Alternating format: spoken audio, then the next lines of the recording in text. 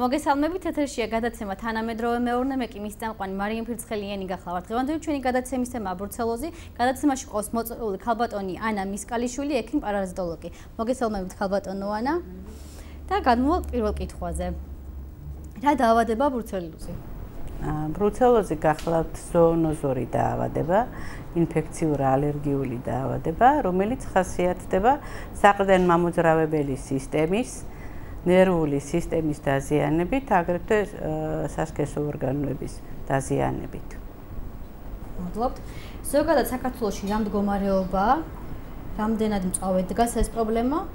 დღეისათვის საქართველოში ძირითადად ეს დაავადება გვხდება აღმოსავლეთ საქართველოში, უფრო ხშირად კახეთში, არის ქვემო ქართლის რეგიონშიც, არის ახალციხეში იყო ბოლო შარშანი იყო შემთხვევები, აფეთქება იყო ბრუცელოზის. საკმაოდ მძიმე დაავადება გახლავთ, რომელიც საჭიროებს ყურადღებას. მარნეულში ზოგადად ეს თუ ის მარნეულში გვაქვს ბოლო 5 წლის მონაცემებით, გვაქვს ასეთი სტატისტიკური მონაცემები. 2010 წელს ჰქონდა 5 შემთხვევა, 2011 წელს 9, 2012 წელს 11, 2013 წელს 18 და 2014 წელს 14 შემთხვევა, რომელიც იყო დადასტურებული შემთხვევა, რომლებსაც ჩაუტარდათ მკურნალობა და განიკურნენ. როგორ გადადის ეს დაავადება ადამიანებზე, ქალბატონო? ვინაიდან ჩვენ ავნიშნეთ, რომ ეს არის ზოონოზური დაავადება, ეს იმას ნიშნავს, რომ ეს დაავადება ადამიანიდან ადამიანზე არ გადადის, გადადის ცხოველების მეშვეობით. გადადის გადაცემის გზა გახლავთ 3 ძირითადად. ეს გახლავთ კონტაქტური გზა, ალიმენტური გზა და ასპირაციული გზა. კონტაქტური გზა ნიშნავს შეხება ადამიანებთან, კანისა და ლორწოვანის გზით, ალიმენტარული ძირითადად გახლავთ თერმულად არასაკმარისად დამუშავებული რძის და ხორცის პროდუქტები, ხოლო ასპირაციული გზით ეს გახლავთ როცა ადამიანს შეხება აქვს ცხოველის მატყლთან, ბეწვთან და იქიდან შეიძლება მოხდეს დაზიანება კანის, პირის, ცხვირის, ლორწოვანის გზით. რა პრევენციული ზომები უნდა მიიღოს ადამიანმა რო არ დაავადდეს? ვიდრე ალბათ პრევენციულ ზომებამდე გადავალთ, უნდა ზოგადად ვისაუბროთ ბრუცელოზის შესახებ, თუ რა დაავადება არის ეს. როგორი მიმდინარეობა აქვს, როგორ ხდება მისი მკურნალობა და შემდეგ გადავიდეთ პრევენციულ ზომებზე. მე მინდა გითხრათ, რომ ესე იგი ადამიანის დაავადება, როგორც ვთქვით, ხდება ადამიანებთან, ცხოველებთან კონტაქტით, ეს გახლავთ მისი შარდი, განავალი, გამონაყოფები, ცხოველის გამონაყოფები. რის კანისა და ლორწოვანის გზით ხდება, ესე იგი ადამიანის დაავადება, ანუ ბრუცელოზის გამომწვევის, კერძოდ ბრუცელის მოხვედრა ადამიანის ორგანიზმში. ეს ბრუცელა გახლავთ ამ დაავადების გამომწვევი, რომლის 6 სახეობა გახლავთ ცნობილი, ამ 6 სახეობიდან ძირითადად ჩვენ უფრო მეტად გავრცელებული გვაქვს 3 სახეობა. ეს გახლავთ ბრუცელა მელიტენზისი, ბრუცელა აბორტუს ბოვისი და ბრუცელა სუის, რომელიც ყველაზე უფრო მეტად გვხვდება დაავადების გამომწვევებში. ძირითადად ესენი ბრუცელა მელიტენზისი გახლავთ თხის ბრუცელა, აბორტუს ბოვისი გახლავთ ხარის ბრუცელა. და ავადდებიან ძირითადად წვრილფეხა და მსხვილფეხა რქოსანი პირუტყვი. სწორედ ამ ცხოველების დაავადების შემდეგ და მათი ადამიანებთან კონტაქტის შემდეგ ხდება ამ ადამიანის დაავადება. ძირითადად ჩვენ ვთქვით, რომ ალიმენტური გზით გადაცემა როცა ხდება, ეს გახლავთ საკვებად თერმულად ცუდად დამუშავებული რძის და ხორცის პროდუქტი, კერძოდ თუ კი გვაქვს უმირწე, ახალი ყველი და ხორცი, როდესაც ცხოველი დაავადებული არის ბრუცელით. შემდეგში დაავადება, ესე იგი მიკროორგანიზმი ბრუცელა, რომელიც გახლავთ პატარა მიკროორგანიზმი ადამიანის ორგანიზმში შეჭრის შემდეგ დაახლოებით 5-დან 50 დღემდე მოძრაობს ადამიანის ორგანიზმში, ლიმფის გზით შეიჭრება სისხლში, სისხლიდან ადამიანის სხვადასხვა ორგანოებში და შემდეგ უკვე ხდება კლინიკური ნიშნების გამოვლინება. Აი ამ პერიოდს 5-დან 50 დღემდე და საშუალოდ კი 3 კვირა, 2-3 კვირა ეს გახლავთ ინკუბაციური პერიოდი, როდესაც ადამიანი ვერ გრძნობს ვერანაირ ნიშნებს. ხოლო ამ ინკუბაციური პერიოდის შემდეგ ადამიანს უკვე ადამიანს უჩნდება კლინიკური ნიშნები, კერძო ძირითადი ნიშნები გახლავთ ეს ცხელება, ეს ოფლიანობა, ცხელება შეიძლება იყოს ტალღისებური ხასიათის 38-39-40 გრადუსი, ოფლიანობა ახლავს მას, საყრდენ მამოძრავებელი სისტემის დაზიანება, კერძოდ ნევრიტების, რადიკულიტების სახით, შეიძლება სასქესო ორგანოების დაზიანება, განსაკუთრებით მამაკაცებში ორქიტის სახით, ხოლო ქალებში მენსტრუალური ციკლის მოშლის სახით ან აბორტის სახით. ამ დაავადების შემდეგ აუცილებლად ექიმი მიმართავს, პაციენტი მიმართავს უკვე შესაბამის დაწესებულებას, სადაც ხდება ამ დაავადების დიაგნოსტირება. დიაგნოსტირებისთვის კი აუცილებელია ლაბორატორიული კვლევები. ლაბორატორიული კვლევიდან აუცილებელია სისხლის გამოკვლევა ჰედელსონის და რაიტის რეაქციებით, აგრეთვე სეროლოგიური გამოკვლევები, იმუნოფერმენტული გამოკვლევები და შემდეგ ეპიდემიოლოგიური, კლინიკური და ლაბორატორიული მონაცემების საფუძველზე დაისმევა ბრუცელოზის დიაგნოზი. ბრუცელოზის დიაგნოზის დასმის შემდეგ პაციენტს უტარდება სათანადო მკურნალობა. მადლობა ქალბატონო ანა. როგორ ფიქრობთ, რამდენად მაღალია ინფორმაციულობის დონე მოსახლეობაში ამ დაავადებაზე? მოსახლეობაში ინფორმაციულის დონე ალბათ რეგიონებზეა დამოკიდებული, იქ სადაც შემთხვევები არის, უკვე მოსახლეობა ინფორმირებულია ამის შესახებ, მაგრამ არის ისეთი უბნები, სადაც შესაძლებელია ინფორმაცია არ იყოს ამის შესახებ. ამიტომ სასურველი იქნება ასე ტელევიზიის გზით ან ინფორმაცია, თვითონ მოსახლეობის ინფორმირება, ან ბუკლეტების შექმნა და მოსახლეობაში დარიგება, რათა შესაძლებელი იყოს მათი გაცნობა ამ დაავადების შესახებ. ამას იმიტომ აქვს დიდი მნიშვნელობა, რომ ის უფრო ადვილად მიმართავს უკვე შესაბამის დაწესებულებას, დიაგნოზი უფრო ადრეულად დაისმევა, შესაბამისად ადრეული გამოვლინების შემდეგ უკვე თვითონ ცხოველების განკურნებაც მოხდება შესაბამისად და ამით ინფექციის გადაცემა უფრო შემცირდება პროცენტულად. ქალბატონო ანა, მადლობას გიხდით მომწროე პასუხისთვის და იცით თუ არა სხვა ქვეყნების გამოცდილება აღნიშნულ დაავადებასთან? აღნიშნული დაავადება, ანუ ბრუცელოზი სხვა ქვეყნებშიც არის შემთხვევები, რა თქმა უნდა, ინფორმირებულები ისინიც არიან და მათი კვლევაც ხდება, ჩვენთანაც ხდება, ამისათვის არსებობს გაიდლაინები, გაიდლაინი შექმნილია საქართველოშიც, გაიდლაინი არსებობს ამერიკულის, რომლითაც ჩვენ ხელმძღვანელობთ მკურნალობის დროს. მადლობა ქალბატონო ანა, ახლა კი შემოგთავაზებთ ჩვენს რეპორტაჟს.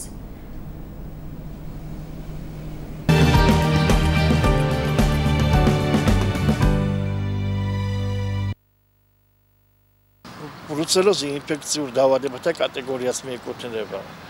ძირითადად ქრონიკულ ინფექციურ დაავადებათა კატეგორიას. მიმდინარეობს უსიმპტომოდ. სიმპტომები ძალიან იშვიათად აქვს გამოხატული. ეს პრობლემატიკა, როგორც დაავადება ბრუცელოზი, ჩვენს ქვეყანას დიდი ხანია აწუხებს, მაგრამ ამ ბოლო დროს მისი მასშტაბები ქვეყნის არეალში ძალიან გაიზარდა. იმისათვის, რომ ამ დაავადებებთან ბრძოლა და პრევენციები შესაძლებელი იყოს, ამისათვის აუცილებელია ქვეყანაში შემუშავებული იქნეს ბრუცელოზთან ბრძოლის სტრატეგია, რომელიც დღეს ქვეყანას არ გააჩნია. სტრატეგიის შემადგენელი ნაწილი არის თვითონ საკანონმდებლო ბაზის მოწესრიგება და მთელი რიგი პრობლემატიკა. ძირითადად ყოველივე ამას უნდა კურირებდეს და ხელმძღვანელობდეს ზედამხედველობის სამსახური, რომელიც მხოლოდ ბრუცელოზთან მიმართებაში იქნება მართებული, რომ აკონტროლოს ესე. დღეს სახელმწიფოს ამ კუთხით მხოლოდ გააჩნია რამოდენიმე შესაძლებლობა. ეს არის პირველ ეტაპზე სისხლის ბრუცელოზე სისხლის სინჯების აღება და გამოკვლევა, რომ დადგინდეს რა ტიპის ბრუცელოზი გვაქვს ჩვენ დღეს ქვეყანაში. სრულფეხა პირუტყვი ორი ტიპის ბრუცელოზის დაავადება. ეს არის ბრუცელა მელიტეზისი და ბრუცელა აბორტუსი. ჩვენ არ ვიცით რომელი ტიპით არის დაავადებული სრულფეხა პირუტყვი. როდესაც ეს გაირკვევა, ეს ზუსტად ეს ერთ-ერთი კრიტერიუმი არის სტრატეგიის შემადგენელი ნაწილი. ამის შემდგომ შესაძლებელია უკვე პრევენციების გატარება. პრევენციებში მე გულისხმობ ძირითადად ვაქცინაციას, რომელიც ჯერ ჩვენ ქვეყანაში ასეთი რამ არ არსებობს, არ ხდება.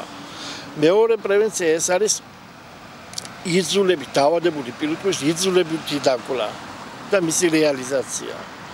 აი ამ ღონისძიებების გატარების საფუძველზე შესაძლებელია ჩვენ ყოველწლიურად შევამციროთ ბრუცელოზის გავრცელების არეალი და ამაში თვითონ ფერმერთა ცნობიერება უნდა იყოს ამაღლებული აი ამ კუთხით, რომელიც ამ ეტაპზე ძალიან დაბალი არის. შეიძლება ითქვას, აი მაგალითად ამერიკის შეერთებული შტატების კოლორადოს ერთ-ერთ მაგალითს მოგიყვანთ, რომელსაც მე გავეცანი ამ დაავადებას კოლორადოში თუ როგორ დაძლია ქვეყანა. იქ 78 წელი ებრძოდნენ ამ დაავადებას და ბოლო 8 წელი იყო ეფექტური მიდგომები ამ დაავადებასთან მიმართებაში. ბოლო 8 წელი 2009 და 2010 წელს მათ აღიარეს უკვე ბრუცელოზი არა აქვთ. ბრუცელოზი აწუხებთ მხოლოდ გარეული ცხოველებიდან, ბიზონებიდან და ირმებიდან. ფერმერს ზარალი უნაზღაურებდებოდა მანამდე, როდესაც დაიწყეს ბრუცელოზის სტრატეგიის შემუშავება და ამ პროექტში ჩართული იყვნენ ფერმერები. როდესაც მიმდინარეობდა ერთ-ერთი ამ სტრატეგიის შემადგენელი ნაწილი იყო კომპენსაცია. შემადგენელი ჩვენთან მე გიწევნა საუბრის რომ როგორც ასეთი სტრატეგია არ არსებობს და სტრატეგიის შემადგენელი ნაწილში იქნება ის საკანონმდებლო ბაზა, რომელიც უზრუნველყოფს ამ ღონისძიებების გატარებას და ის საკანონმდებლო ბაზა, რომელიც შეუწყობს ხელს ამ პრევენციებს. როგორც ასეთი ბრუცელოზე ვაქცინაცია ქვეყანაში არ მიმდინარეობს, არ არსებობს ასეთი რაღაცა. მხოლოდ და მხოლოდ მიმდინარეობს სისხლის სინჯების აღება და გამოკვლევა. თუ რა ტიპის ბრუცელოზთან გვაქვს ჩვენ საქმე და რა რაოდენობის პირუტყვია დაავადებული. მხოლოდ ამ მიმართულებით მიდის დღეს ბრუცელოზთან ბრძოლის სტრატეგიის შეჯერება. ჩვენ როგორც ჩემი ორგანიზაცია, რომელმაც რამოდენიმე კვლევები გააკეთა დასავლეთ საქართველოს სამეგრელოს რეგიონში, სადაც დაინტერესებულ ფერმერებთან მოვახდინეთ მათი სულადობის გამოკვლევა, დაახლოებით 25-დან 30% იყო თითოეულ ოჯახში, სადაც ჩავატარეთ ჩვენ გამოკვლევა დაავადებული სულადების რაოდენობა. რაც შეეხება მარნეულის რეგიონს ამ დაავადებათა მიმართებაში, მე ვიტყოდი, რომ დაბალი მაჩვენებელი არ უნდა იყოს, რადგანაც ამ რეგიონზე გადის ძირითადად გადასარეკი ტრასები და ზუსტად გადასარეკი ტრასებია ერთ-ერთი ხელშემწყობი წინაპირობა ამ დაავადების არეალის გავრცელებისა.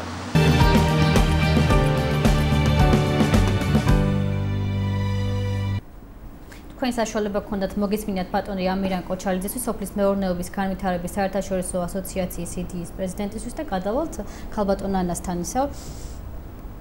რა პრეპარატებით იქურნება ბრუცელოზი, ქალბატონო ანა, ამაზე რო ვისაუბროთ? ბრუცელოზი დღეს განკურნებადი დაავადება გახლავთ, მთავარია რომ თვითონ დაავადებულმა პაციენტმა დროულად მიმართოს შესაბამის დაწესებულებას, შესაძლებელია ჩვენ თვითონ მარნეულში ჯანდაცვის ცენტრში, აგრეთვე თბილისში პარაზიტოლოგიის ინსტიტუტში, სადაც მისი განკურნება ხდება დიაგნოზის დასმის შემდეგ. ძირითადად ჩვენ მკურნალობას ვაწარმოებთ ანტიბიოტიკოთერაპიით. ანტიბიოტიკები, ტეტრაციკლინის ჯგუფის პრეპარატებია, ესენია ტეტრაციკლინის ჯგუფის პრეპარატები, დოქსიციკლინი, ლევომიცეტინი, სტრიპტომიცინი, აგრეთვე ანტიბიოტიკებიდან, რიფამპიცინის და ბისეპტოლის კომბინაცია. რა თქმა უნდა, მკურნალობის კურსი გახლავთ დაახლოებით 6 კვირა. თანამედროვე გაიდლაინებით გახლავთ დოქსიციკლინის და სტროპტემუცინის კომბინაცია და შემდეგ რიფამპიცინის და ბისეპტოლის კომბინაცია. რა თქმა უნდა, ეს ერთჯერადი მკურნალობა მას არ ყოფნის, საჭიროა მკურნალობის 3 კურსის ჩატარება და შემდეგ პაციენტი 3 წლის განმავლობაში იმყოფება დისპანსერულ მეთვალყურეობაზე. ამ დაავადებისთვის დამახასიათებელია რეციდივები, თუ ის არასწორად იქნა ჩატარებული მკურნალობა, რაც იმას ნიშნავს, რომ დაავადება შეიძლება განმეორდეს იგივე ნიშნებით. ამიტომ მკურნალობა საჭიროა ბოლომდე მიყვანილი იქნეს სრულყოფილად, რა თქმა უნდა, თავისი სეროლოგიური გამოკვლევებით, რომელიც გვიჩვენებს, რამდენად სწორედ იქნა ნამკურნალები ადამიანი. აგრეთვე ანთებისაწინააღმდეგო არასტეროიდული პრეპარატებით, თუ იქ გვაქვს საყრდენო მოძრაობების სისტემაში ნევრიტები ან რადიკულიტების შესაბამისად მისი მკურნალობა ბეჯგუფის ვიტამინებით ამ ანტიბიოტიკებთან კომპლექსურად. ხალბატონო ანა, რა პაციენტები რა ჩივილებით მოგმართავთ? პაციენტები ძირითადად მოგმართავენ ცხელებით, ოფლიანობით და საყრდენ-მამოძრავებელი სისტემის დაზიანებით. ანუ შეზღუდული არიან დიდი სახსრების პათოლოგიით, შეზღუდულია მოძრაობა. ხშირად გონიათ, რომ არის რადიკულიტი, არის წელის ტკივილი. აი ესეთი ჩივილებით მოგმართავ. ხალბატონო ანა, რჩევები რომ მისცეთ მოსახლეობას, აი რა რჩევებს მისცემთ, როგორ დაიცვან თავი და რჩევებს მივცემდი ასეთ, რომ ვისაც ექნება ასეთი კლინიკური ნიშნები და რადგან ბრუცელოზი გახლავთ პროფესიული დაავადება, ანუ ძირითადად დაავადებიან მწყემსები, მწველავები, ცხოველებთან კონტაქტში მყოფი ადამიანები, ვეტერინარები, ლაბორატორიის მუშაკები, რომლებიც კონტაქტში არიან ცხოველებთან, ასეთ ადამიანებს თუ ექნებათ ასეთი ჩივილები, სასურველია რომ მოგმართონ ჩვენ, რომ ჩავატაროთ გამოკვლევა, გამოკვლევის შედეგად თუ დადასტურდება, რომ მათ აქვთ ეს დაავადება, ჩვენ ჩაუტარებთ შესაბამის მკურნალობას. მადლობა გიხდით ხალბატონო ანა ეთერში მობრძანებისთვის, გადაცემა დასრულდა და მადლობას გიხდით მოსმენისთვის. მადლობა.